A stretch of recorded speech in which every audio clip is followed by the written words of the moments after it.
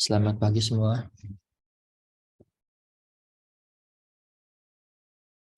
Kita mulai saja ya perkuliahan hari ini. Assalamualaikum warahmatullahi wabarakatuh. Waalaikumsalam warahmatullahi wabarakatuh, Pak. Kita masuk di Waalaikumsalam pertemuan warahmatullahi wabarakatuh. keempat ya. Tugas yang kemarin ada kendala nggak? Praktek sih. Praktek kemarin ada kendala nggak?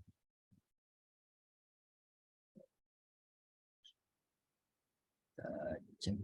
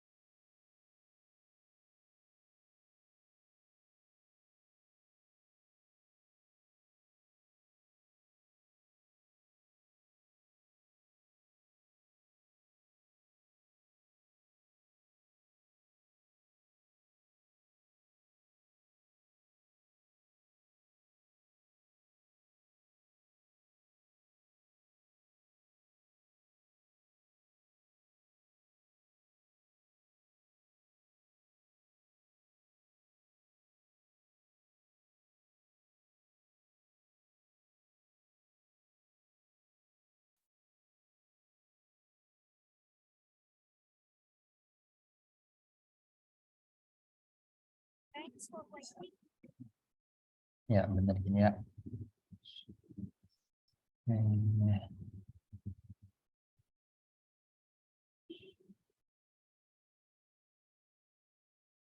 Kelompoknya udah benar Kamalia, Intan sendiri.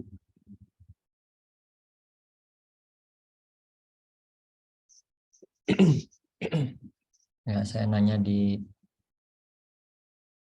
kelas malam juga emang ada kendala ya kalau install di laptop ya. Semalam tuh siapa yang malam tuh namanya? Sofian ya.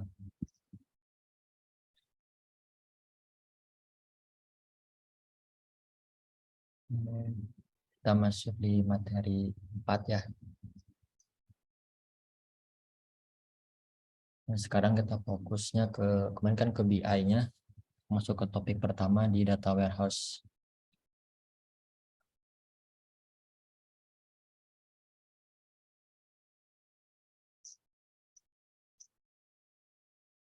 Suara saya terdengar jelas nggak?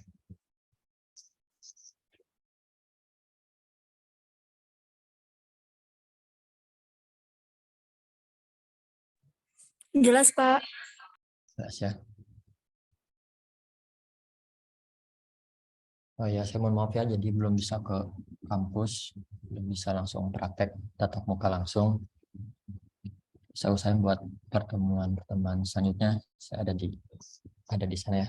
Dan ada kewajiban saya juga buat 3 kali pertemuan ya tatap muka.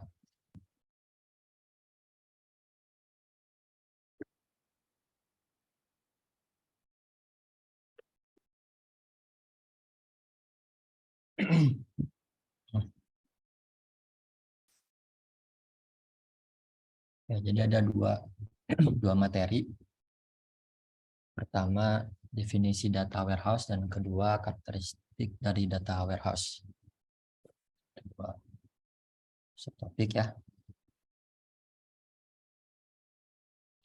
Pertama, definisi data warehouse. Nah, apa sih data warehouse itu?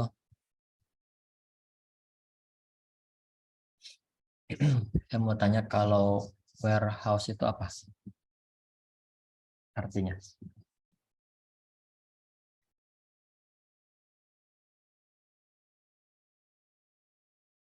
Ada yang bisa jawab apa itu? Bukan data. Warehouse itu apa? Saya masukin ke data. Artinya apa warehouse itu?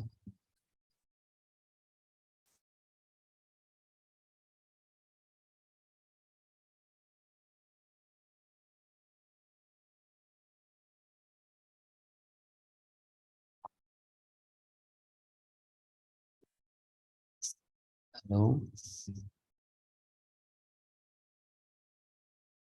apa artinya warehouse? Itu tempat kayak gudang gitu Pak, logistik untuk menyimpan atau menyediakan barang. Nah, ya benar. Warehouse itu gudang ya, artinya gudang. Tempat nyimpan barang, benar.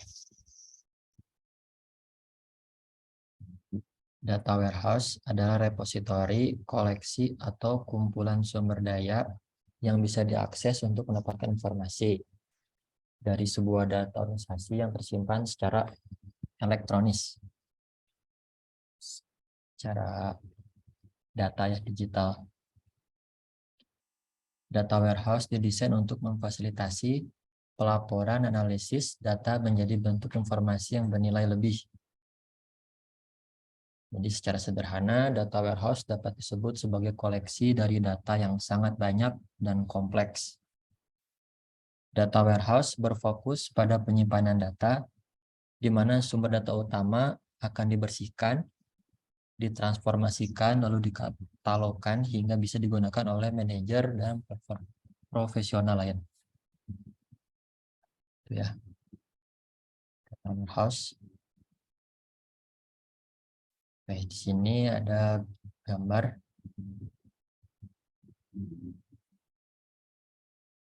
Ini ada sistem pembelian, sumber daya manusia.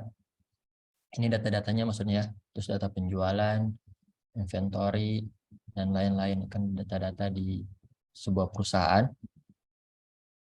transaksinya masuk ke dalam data warehouse, dikumpulkan. Karena biasanya ini satu aplikasi, jadi aplikasi yang terpisah, beda-beda. Dan kemungkinan database juga berbeda-beda.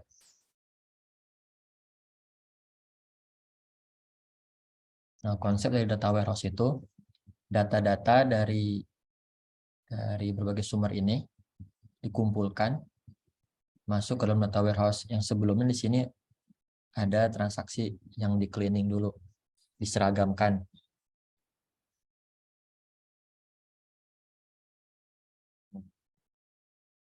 Nah, hasil dari data warehouse ini bisa dimanfaatkan untuk manajer eksekutif, manajer program, staff administrasi, staf lapangan, sampai informasi publik.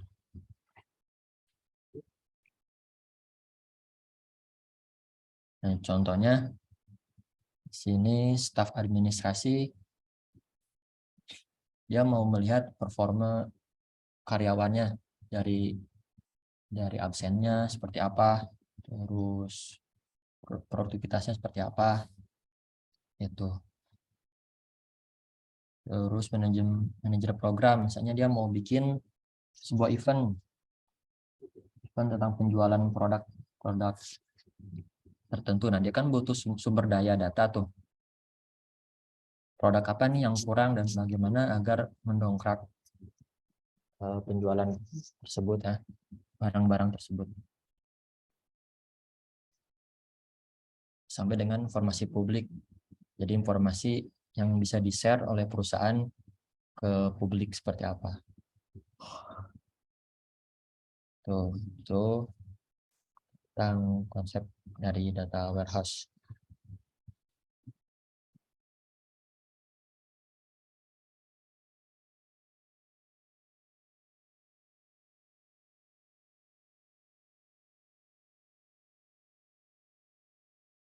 Oke, pemanfaatan data warehouse menggunakan data mining, OLAP, yang pernah kita bahas ya. Jadi ada OLTP, ada OLAP. Kalau OLTP itu berarti ini transaksi ya.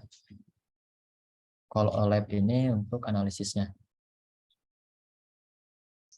Data mining, online analytical processing, dan decision support system. Metode untuk mendapatkan menganalisa data berupa proses ekstrak, transform, dan load, serta manajemen data dictionary masih termasuk pokok bahasan utama sebagai komponen sistem data warehouse.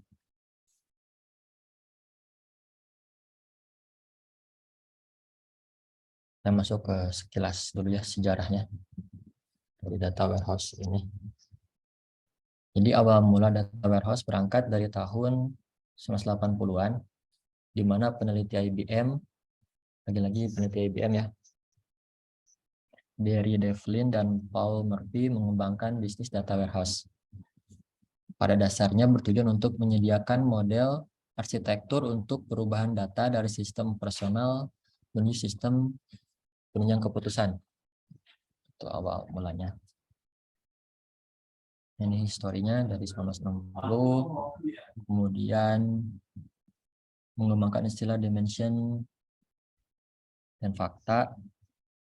1970 menyediakan dimensional dan data mart untuk menjual retail. 1983 Data Data memperkenalkan sistem database yang khusus untuk DSS. Dan ini terakhir 1988 Barry Devlin dan Paul Murphy mempublikasikan artikel arsitektur for business and information system yang diperkenalkan istilah bisnis data warehouse. Ini sekilas sejarahnya untuk pengetahuan kita. Ya. Nah, kenapa sih kita di sebuah perusahaan harus membangun data warehouse? Nah, karena data warehouse yang dikomunikasikan dengan BI, Business Intelligence, dapat digunakan untuk mendapat informasi. Pertama, menentukan tren histori. Yang kedua, prediksi kesempatan di masa datang. Dan yang terakhir, mengukur performa ya. Nah, bagaimana sih data warehouse bisa menentukan tren histori? Nah, karena data warehouse ini mengumpulkan data di berbagai sumber, nah, data tersebut bisa diolah menjadi grafik yang bisa gampang dicerna oleh pengambil keputusan ya. Jadi bagaimana histori transaksi produk A seperti apa, produk B seperti apa, di bulan apa dia naik, terus di bulan apa dia turun. Nah, kalau pas naik, kenapa bisa naik? Apakah di pesan tersebut mengeluarkan event atau seperti apa ya? Tuh. Kemudian prediksi kesempatan di masa datang. Kalau ini pakai data mining ya. Jadi bagaimana data-data sebelumnya bisa memprediksi data yang akan datang. Berdasarkan prediksinya ya. Dan mengukur performa. Itu 3 alasan kenapa membangun data warehouse.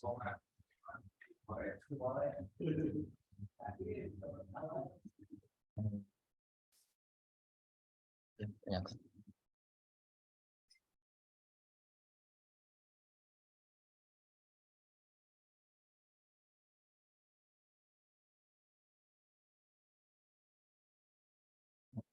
Wulandari izin tidak masuk.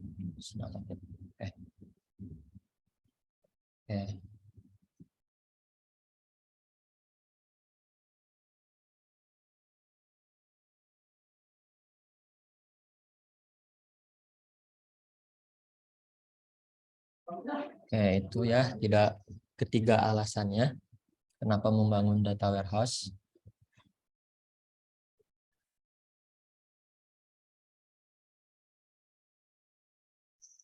Nah, value atau nilai dari data warehouse itu ada beberapa poin. Sebenarnya ini poin-poin yang kita lihat itu dari video pada pertemuan sebelumnya kalau salah. Dan tentang data kalau disilakan sebagai makanan ya. Kalau teman-teman masih ingat. Yang pertama itu pelacakan dan tren indikator kinerja utama.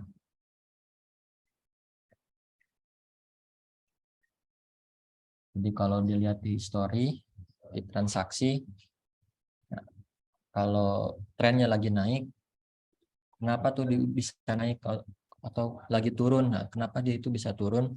Bisa dianalisa lagi apa faktor yang bisa menyebabkan tren itu naik atau turun, apa karena marketnya sedang tidak baik atau seperti apa. Itu value yang pertama. Kemudian mengukur kinerja bisnis, melaporkan dan memahami hasil keuangan, memahami pelanggan dan perilaku mereka, mengidentifikasi pelanggan bernilai tinggi, pemilihan atau pengembangan produk baru yang lebih baik, memahami produk mana yang harus dikurangi dan dihilangkan, memahami pesaing bisnis. Contohnya nih. Contohnya memahami pelanggan dan perilaku mereka. Kita punya sebuah minimarket. Kita sebar di beberapa titik. Nah, kita ada simpan di perumahan, di dekat jalan raya, dan di perkampungan misalnya. Dari ketiga itu kan kita bisa melihat tuh mana yang lebih tinggi penjualannya, mana yang kurang.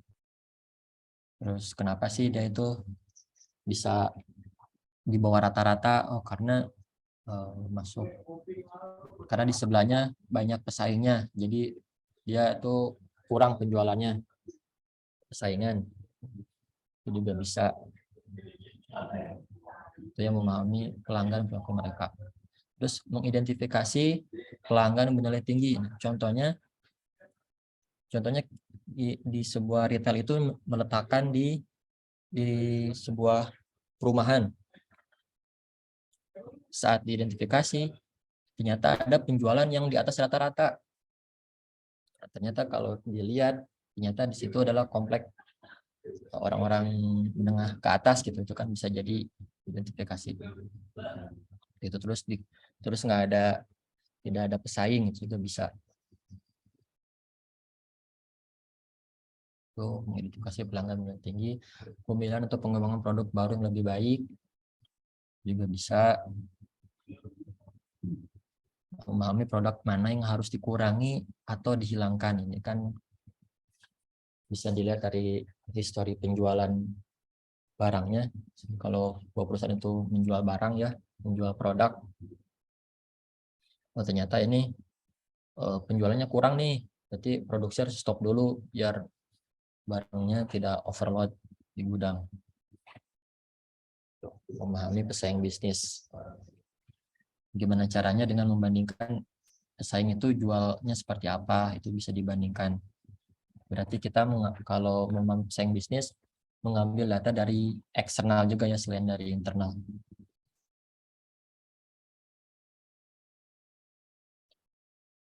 Ada yang mau ditanyakan sebelum masuk ke piramida sistem informasi?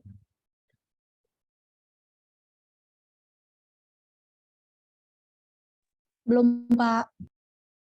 Belum ya. Tapi ngerti kan ya? Dikit-dikit data warehouse. Ya, Pak.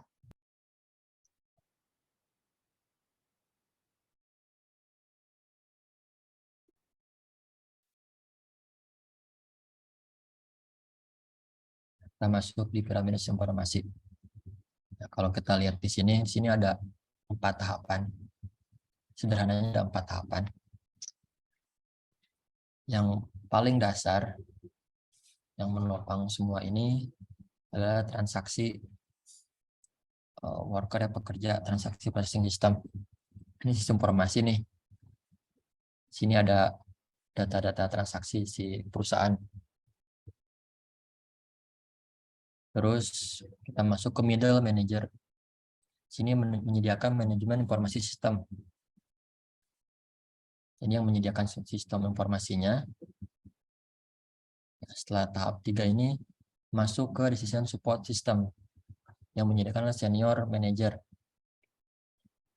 Datanya tentu diambil dari tahap 3 dan tahap 4 ini.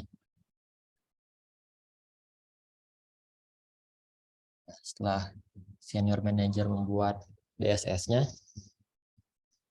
maka masuk ke eksekutif, yaitu eksekutif informasi sistem, di mana hasil dari DSS ini kan berupa rekomendasi. Nah, eksekutif lah nanti akan memilihnya mana pilihan yang terbaik. Ini bisa jadi produk yang akan kita naikkan untuk bulan depan adalah produk A, B, C. Menurut eksekutif, kalau dari senior ini, yang A ini urutan paling atas nih. Yang B ini urutan nomor 2. Belum tentu eksekutif juga mengambil nomor A juga, nomor 1 juga. Bisa jadi dia pilih nomor 2 karena pertimbangan yang lain. Karena kan DSS ini hanya menghitung dari angka-angka saja kan yang bisa dihitung, tidak dengan faktor-faktor lainnya. Itu juga menjadi pertimbangan eksekutif. Ini adalah piramida sistem informasi.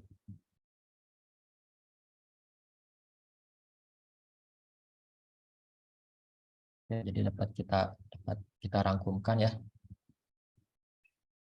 Data warehouse itu adalah pemanfaatan data-data historis untuk suatu organisasi menjadi sangat penting untuk pengambilan data dari semua sistem operasional yang ada dan didesain khusus untuk kebutuhan pelaporan dan analisis.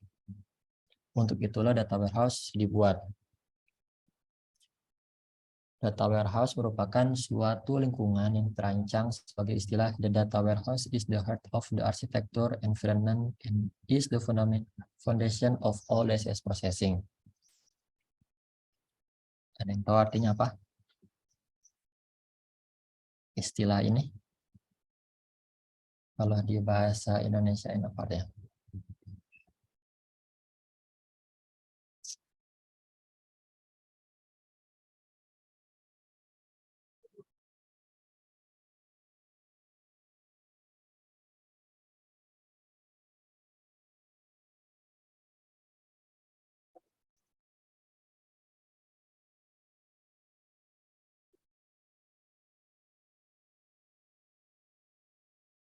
Anu,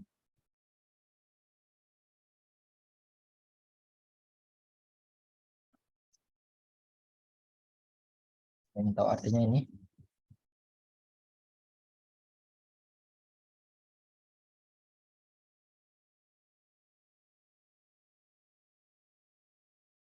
Data warehouse adalah hati jantung ya dari arsitektur.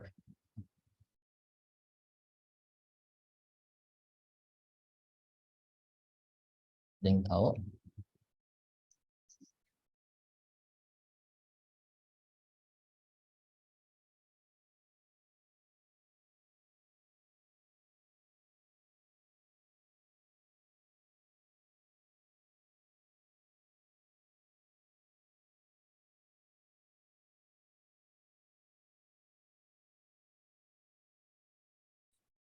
Data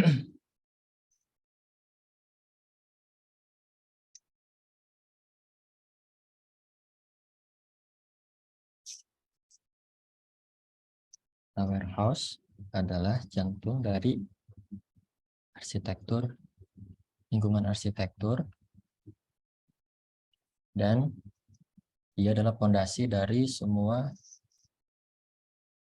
sistem support system, penyelenggara keputusan, proses dari penyelenggara keputusan. Oke.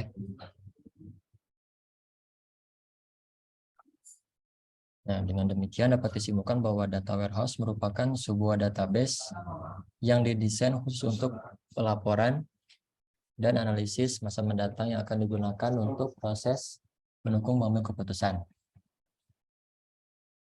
Nah, data di data warehouse diambil dari berbagai macam sistem operasional dengan terlebih dahulu diselaraskan sesuai kebutuhan.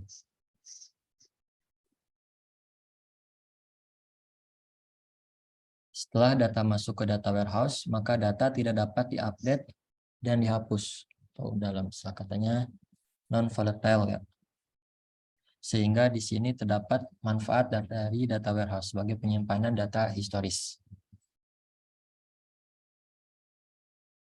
Itu tentang data warehouse.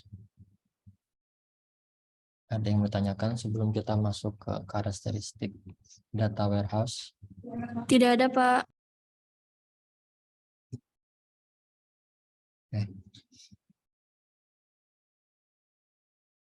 Karakteristik data warehouse. Sini ada 4 karakter. Yang pertama ini subject oriented.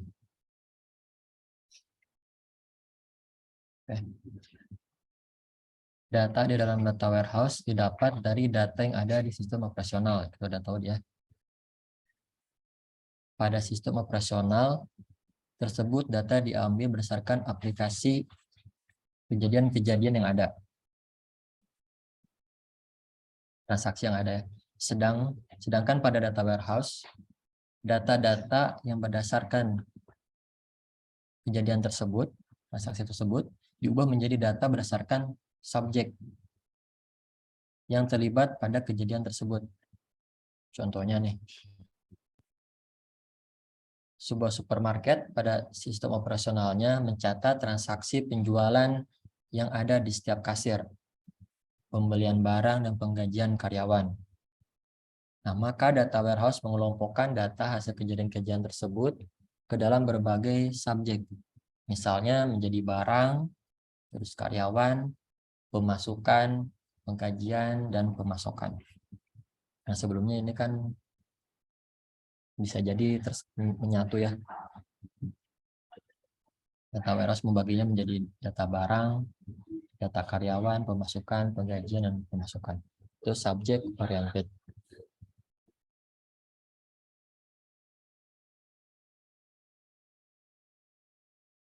Yang kedua, integrated. Data yang tersebar di banyak sistem operasional terkadang tidak seragam. Baik itu penamaan field, nama, nilai dari sebuah field, atau tipe data yang berbeda-beda untuk suatu hal yang sama. Contohnya, suatu sistem operasional mendefinisikan isi dari field jenis kelamin adalah pria atau wanita. Sedangkan pada sistem operasional lain, field tersebut diisi dengan laki-laki atau perempuan. Kan sebenarnya sama ya dari segi maksud sistemnya seperti apa. Meskipun kalau dari segi bahasa pria dan wanita lebih agak sedikit dewasa gitu ya. Tapi kan maksudnya ini untuk gender laki-laki dan perempuan gitu kan maksudnya dari si sistem tersebut.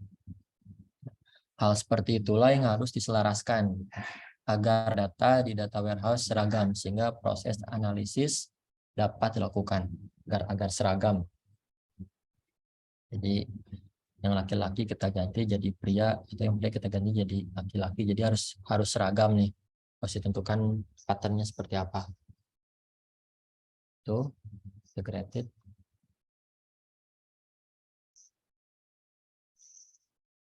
Yang ketiga, non-volatile.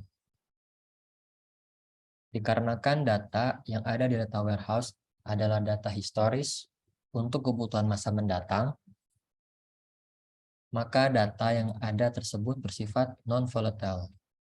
Atau dengan kata lain, sekali data dikomit untuk masuk, maka data yang telah masuk tersebut tidak dapat diupdate dan dihapus.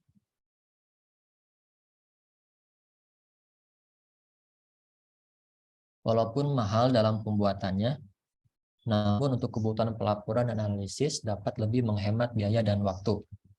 Dikarenakan terlebih dahulu mengisi data ke data warehouse, ketidakkonsistenan yang ada dapat diketahui dan diatasi sehingga akan mempermudah pelaporan analisis. Dan data yang ada di dalam data warehouse dapat digunakan untuk sistem pendukung keputusan. Kita bahas yang di piramida itu.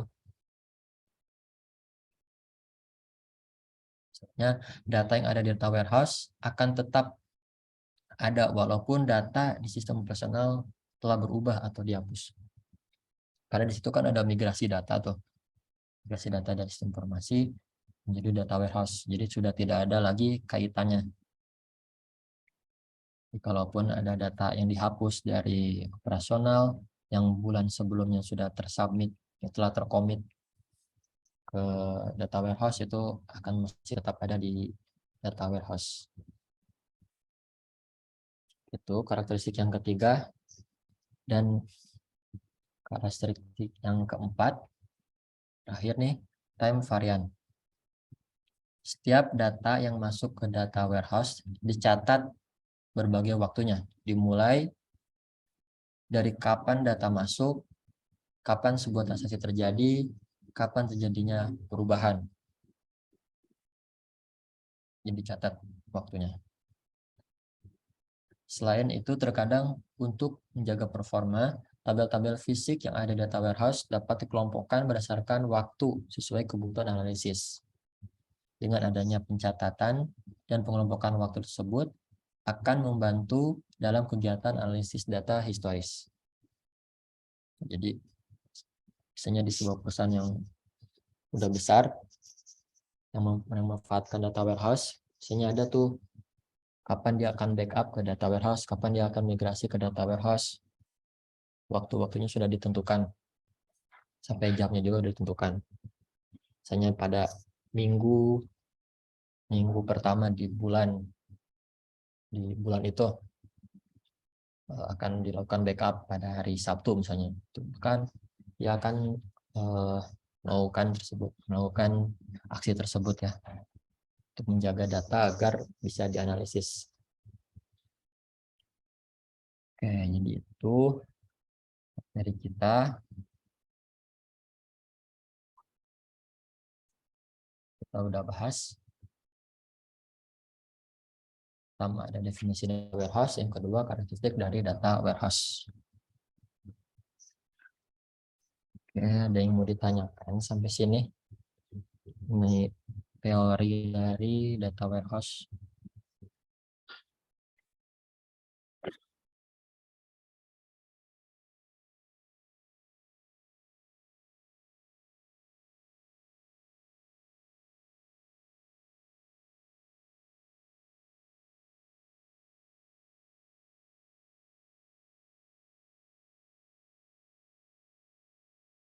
Belum ada?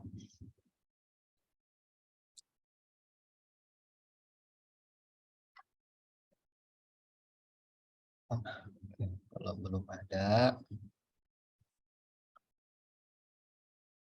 kita masuk ke persiapan kuis ya.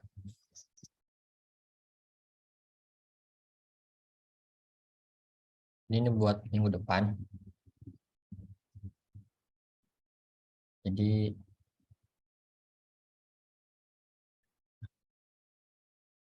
minggu depan saya buatkan kuis.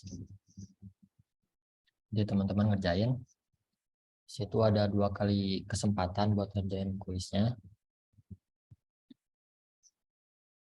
Terus kita tidak ada tatap muka, jadi tidak ada Zoom ya. minggu depan. Jadi teman-teman langsung ngerjain kuisnya untuk pertemuan ke-5. Baik, Pak.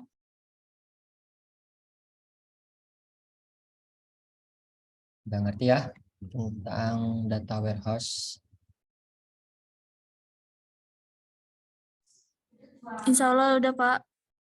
Oke. Saya absen dulu ya.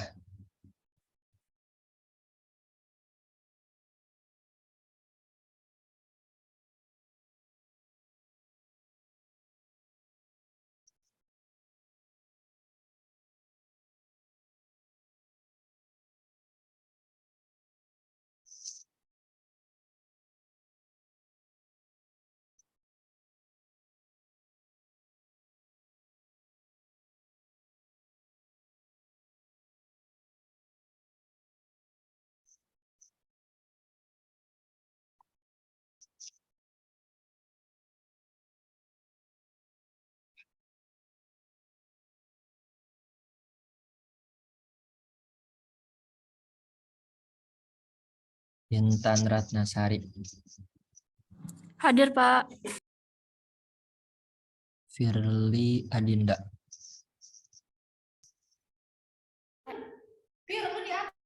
Hadir, Pak.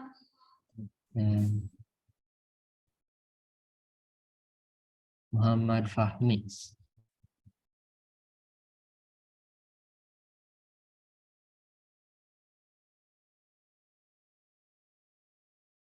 Muhammad Fahmi,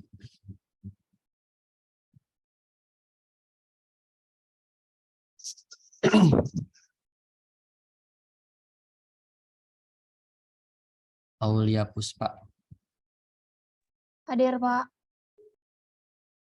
Kamalia, Hadir, Pak.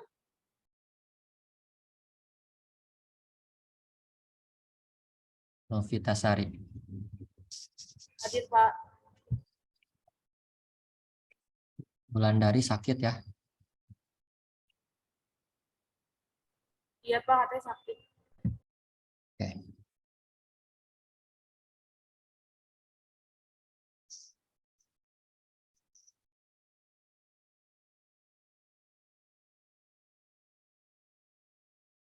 Nah, itu berarti tentang teori kita ya di pertemuan ke-4 ini di data warehouse.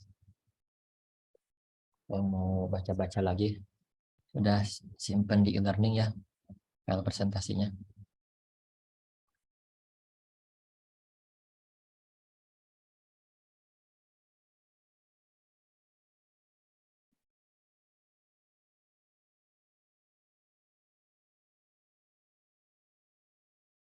Kita masuk ke praktik ya. Saya siapin dulu praktiknya.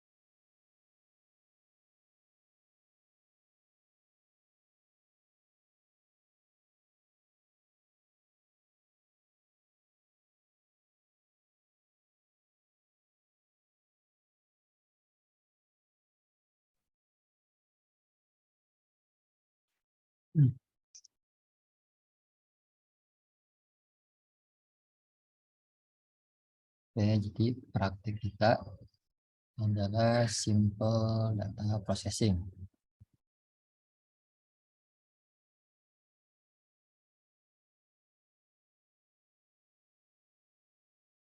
Jadi di sini kita punya data transaksi buku ya, penjualan buku.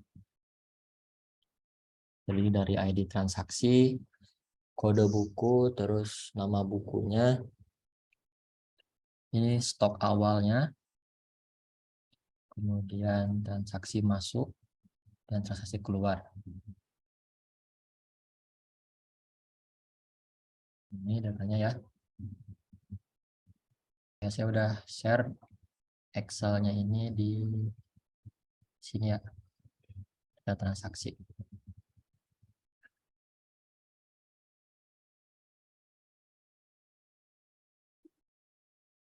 Nah, ini tahapan yang kita akan gunakan. Yang pertama ada input Excel ya, karena datanya bentuknya Excel. Kemudian kita menggunakan select value untuk mengubah tipe datanya.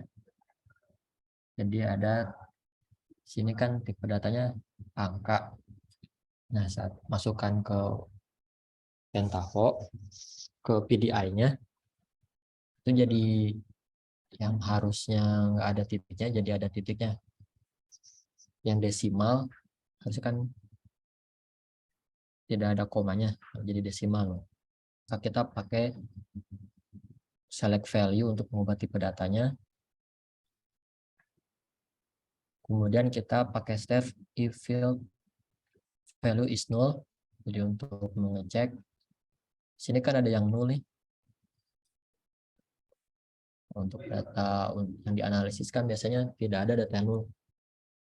Nah, kita akan mengkosongkan datanya. Ada beberapa cara sih untuk sebuah penelitian itu, sebuah analisis data, apakah dicari nilai rata-ratanya atau mengnolkan. Untuk praktek kali ini kita akan membuat 0. Yang ini 0 menjadi 0. Angka 0 ya. Tuh. Kemudian kita akan membuat sebuah field baru yaitu stok akhir menggunakan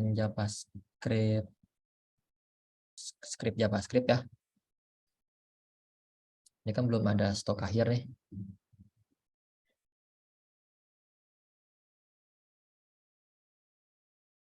Terus kita mengubah tipe datanya juga, select value, dan tahapan untuk membangkit tabel, stok akhir lebih dari 10, dan stok akhir kurang dari sama dengan 10. Ini tahapan yang akan kita praktekkan.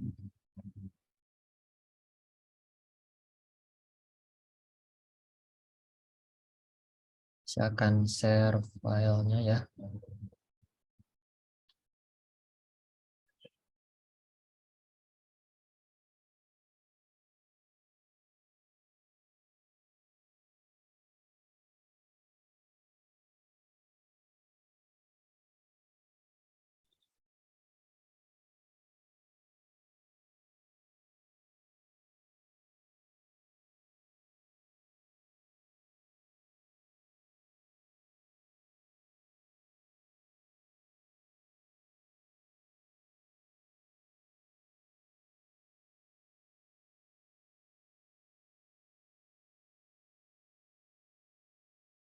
Itu file KTR-nya.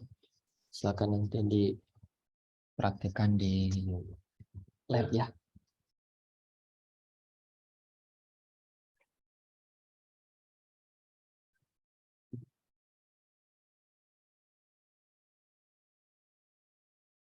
Coba di download dulu ya filenya.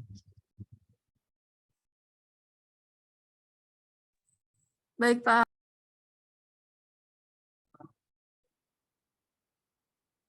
Ya, jadi kalau nanti dibuka latihan 3.ktr itu seperti ini nanti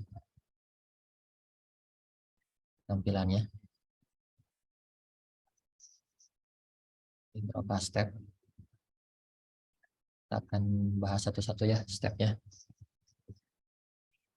Pertama di sini ada Excel input. Coba di sini kita cari, jadi bisa dicari satu-satu atau langsung diketik aja di sini. Microsoft Excel input.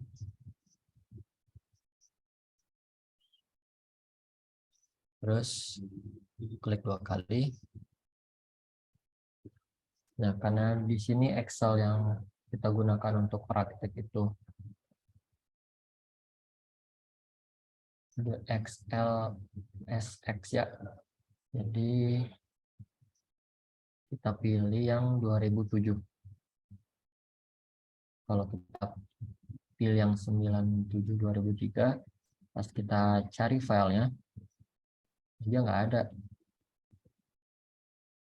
Jadi kita pilih yang 2007. Terus kita browse data transaksi, kita klik open. Nah, setelah ini masuk, kita klik yang add. Masuk sini. Selanjutnya kita klik yang sheet ini. Target sheet name. Nah, sini ada 5 nih. 5 sheet. Kalau kita buka yang Excel itu, di sini ada 5 sheet. Sheet 1, 2, 3, 4, 5. Nah, karena yang kita gunakan adalah sheet 1, kita pilih sheet 1, klik yang panah ini. Terus klik OK.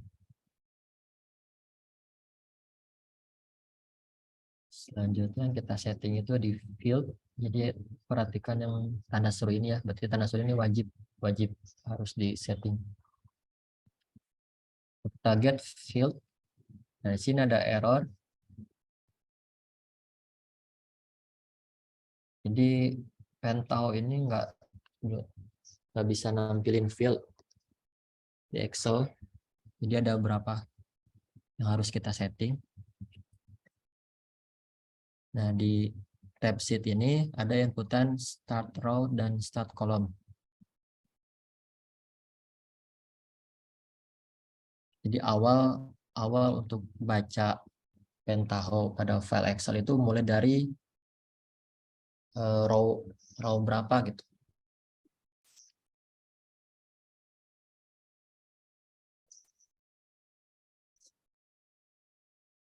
Baris dan kolom keberapa. Di baris nomor berapa nih yang mau dibuka, yang mau dibaca. Kita perhatikan di sini kan kita mulai dari 2 nih.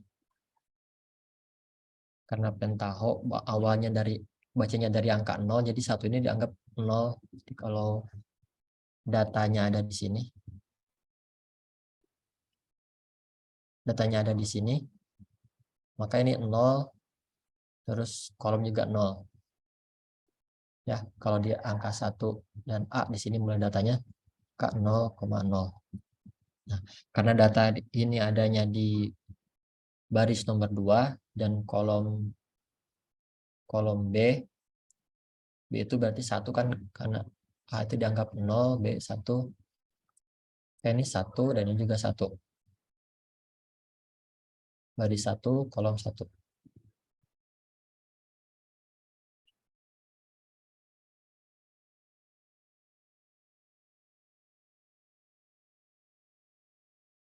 Terus kita masuk ke field, get field from header. Nah, ini baru muncul data-datanya.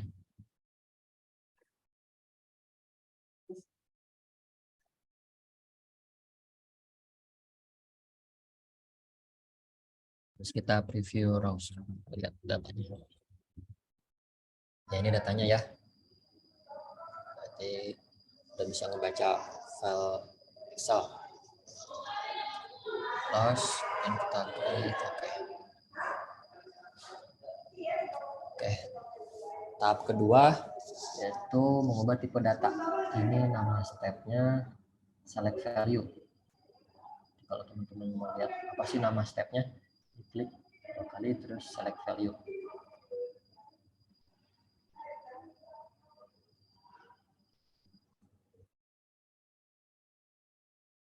select value, klik 2 kali. Nah, apa yang kita lakukan di select value ini itu untuk mengubah metadata ya. Di sini ada beberapa tab. Pertama, dia bisa merubah rename field, menghapus field, dan mengubah metadatanya, tipe datanya ya.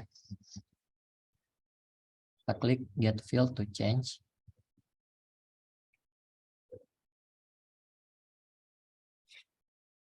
Sini ada beberapa inputan yang kita mau ubah.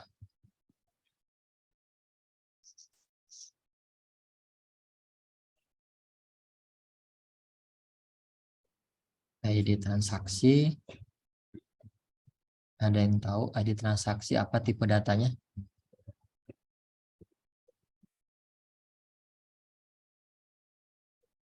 Kita yang sudah belajar database kan ya. ID transaksi itu baiknya tipe datanya apa?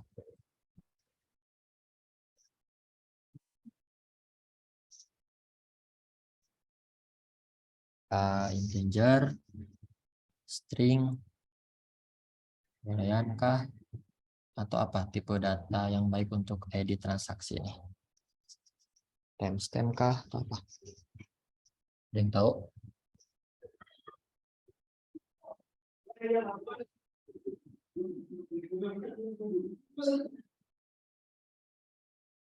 Tahu?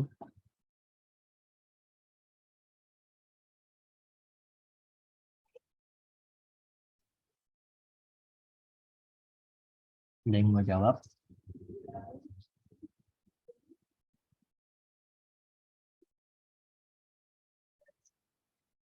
Mana ya? Oke, jadi transaksi baiknya bukan integer tapi string. Kenapa string? Meskipun angkanya, meskipun inputan di sini bentuknya angka 1, 2, 3, hanya ID ini bukan untuk dijumlahkan ya, bukan untuk ditambah, dikurang. Jadi sebaiknya ID transaksi itu bernilai string. Terusnya ada kode buku, jadi string juga. Buku kita string, stok awal kita ganti jadi number. Ini barang yang masuk kita pilih jadi number. Juga kita ganti jadi number. Oke. Itu untuk select value. Kita masuk ke if field value is null. Itu ada di tab transformation. Dan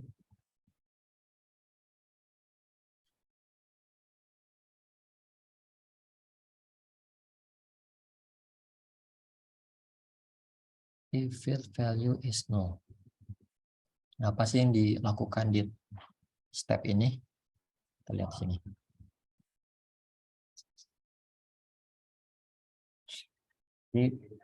Di step ini, kalau field keluarnya null, kan if field is null, maka di replace menjadi angka 0.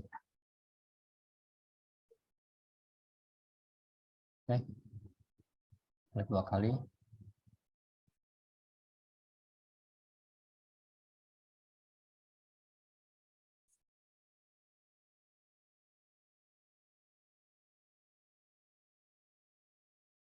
Select field.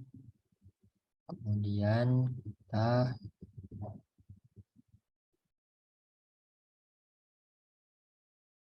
keluar dan masuk. Replace 0 juga 0. Nah, klik OK. Itu step ketiga. Kemudian step keempatnya adalah script JavaScript ya.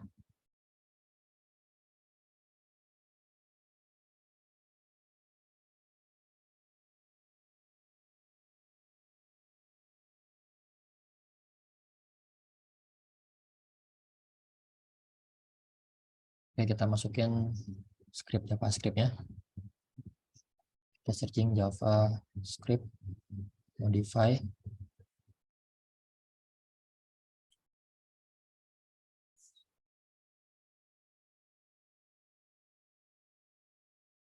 Untuk membuat field namanya stok akhir. Kita copy aja.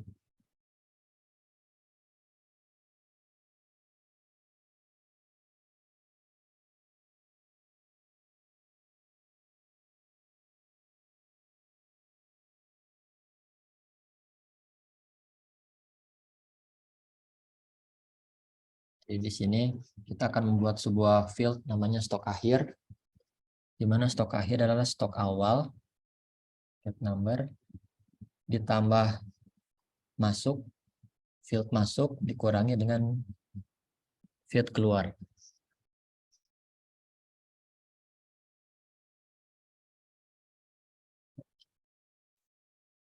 Cannot find function get number.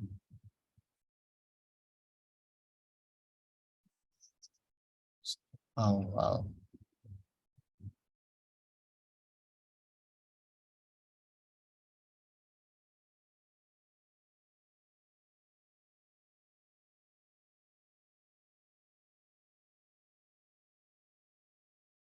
Lewat.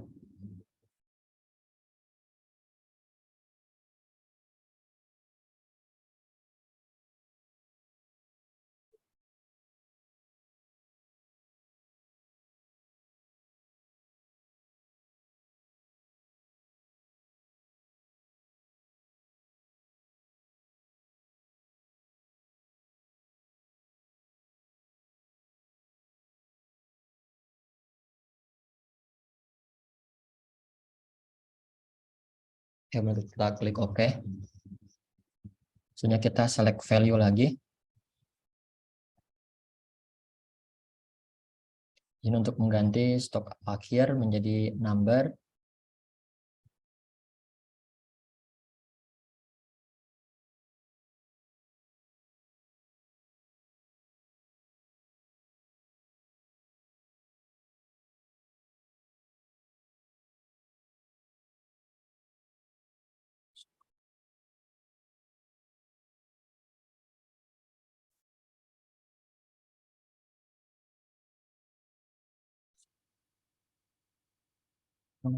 Get number. Sini.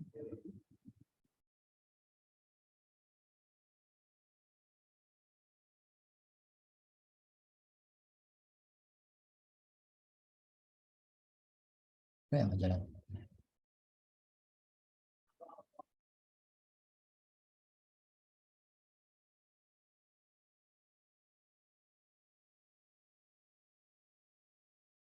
Oke, coba nanti praktekkan di lab ya. Bisa ini jalan sih. Jadi nanti di get field ya, get variable. Nanti datanya akan masuk di bawah sini field. Terus saya cari kenapa ada error pas get field get variable.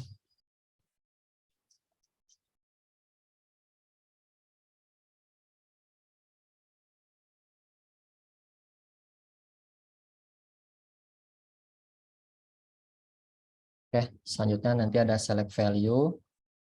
Di sini ada step untuk membagi tabel. Dan di sini kondisi true. Kalau stok akhir lebih dari 10, dia masuk ke kondisi true dan akan memberikan false kalau stok akhir kurang dari sama dengan 10. Jadi ini kondisi true dan ini kondisi false-nya. Untuk kondisi true-nya itu stok akhir lebih dari 10. Ini adalah if else-nya, if-nya. Kalau else yang ini ya. Selanjutnya kita masuk ke dummy. Ini dummy untuk menampilkan datanya. Kalau kita klik 2 kali. Data dummy.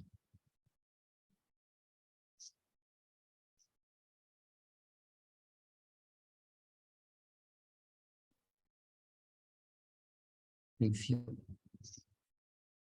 Klik. Nah, ini stok di mana stok akhirnya lebih dari 10. Ada 4 data. Kalau sebelumnya di sini ada 7 data, yang stok akhir lebih dari 10 ada 4 data.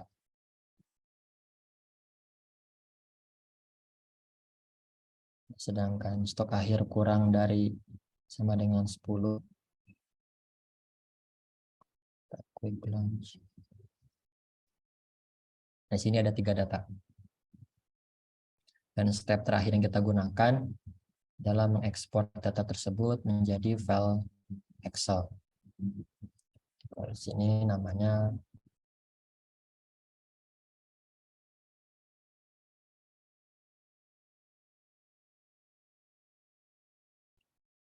Microsoft Excel Output.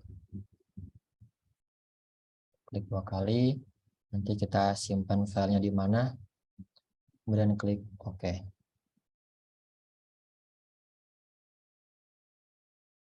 Begitu juga dengan dummy yang di bawahnya, kita buat sebuah Excel output namanya tabel stok kurang dari sama dengan 10. Lalu kita klik run.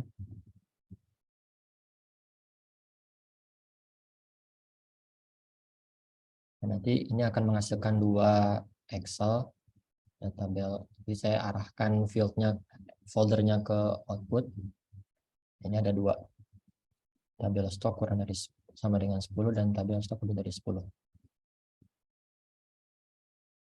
Kita buka ini lebih dari 10, ada 4, kurang dari 10, ada 3. Oke. Itu untuk praktek kita hari ini. Coba nanti praktekkan di lab ya. Sebenarnya saya cari kenapa ini nggak bisa.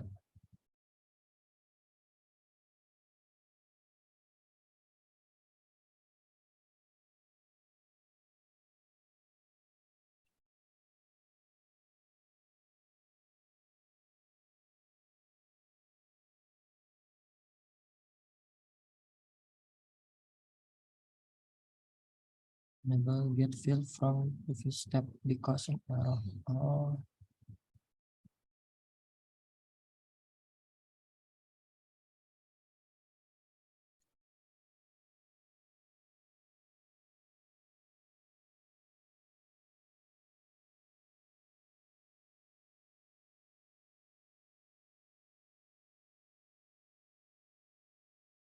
Sini.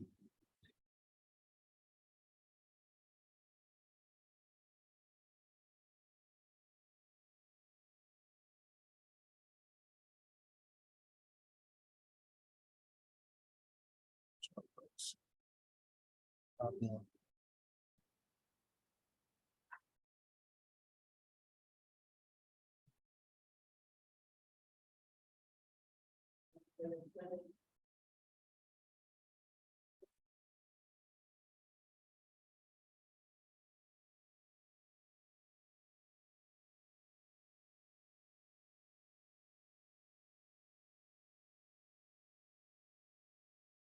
Kita lihat dulu.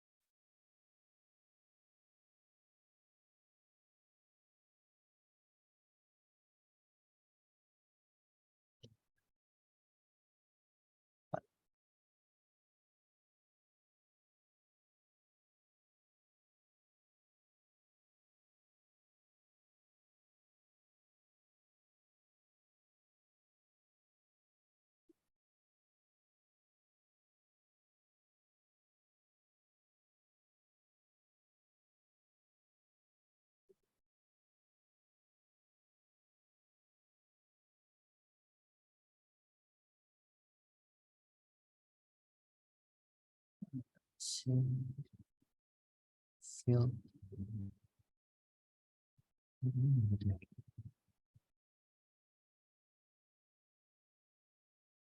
Silakan kalau ditanyakan tentang prakteknya, sambil saya nyari kenapa nggak bisa tampil di bapak triknya.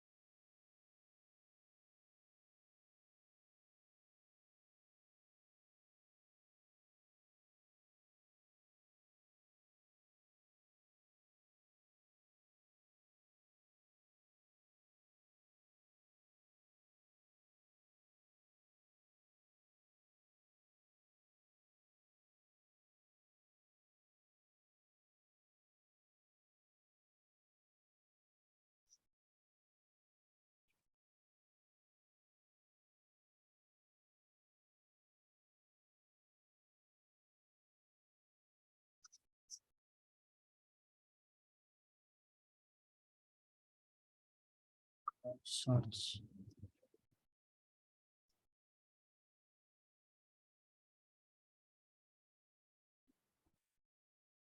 Nanti silakan praktekkan di lab ya. Kalau ada masalah sama kayak saya gini, berarti emang ada trouble. Nanti coba saya cari dulu masalahnya di mana.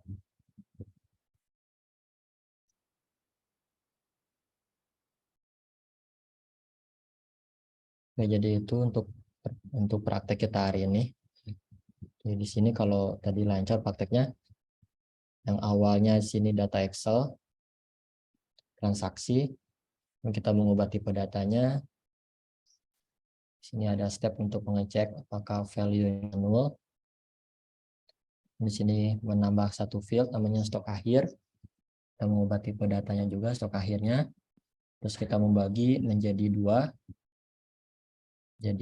kondisi. Yang pertama kondisi stok akhir lebih dari 10 dan kondisi akhir kurang dari 10. Oke, untuk tahun hari ini ada yang bertanyakan tentang praktek hari ini. Untuk filenya udah saya share itu ya di chatting.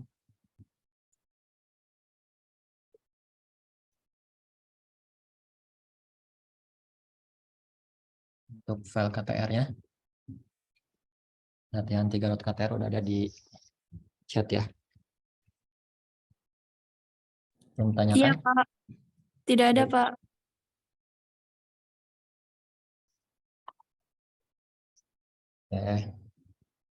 Terima kasih ya untuk hari ini. Tadi masih ada error. Nanti saya coba cari-cari kenapa ada error. Sambil nanti teman-teman coba praktekkan juga di lab ya. Iya, Pak. Terus poin keduanya untuk pertemuan minggu depan kita akan adakan kuis, jadi tidak ada Zoom, akan dikerjakan minggu depan. Terus kesempatannya 2 kali, jadi silakan untuk mengulangnya kalau dirasa nilainya kurang. Terima kasih untuk hari ini. Semoga apa yang kita bahas hari ini bisa bermanfaat untuk kita semua. Saya tutup pertemuan hari ini. Assalamualaikum warahmatullahi wabarakatuh. Waalaikumsalam warahmatullahi wabarakatuh. Terima kasih, Pak. Sama. Waalaikumsalam warahmatullahi wabarakatuh.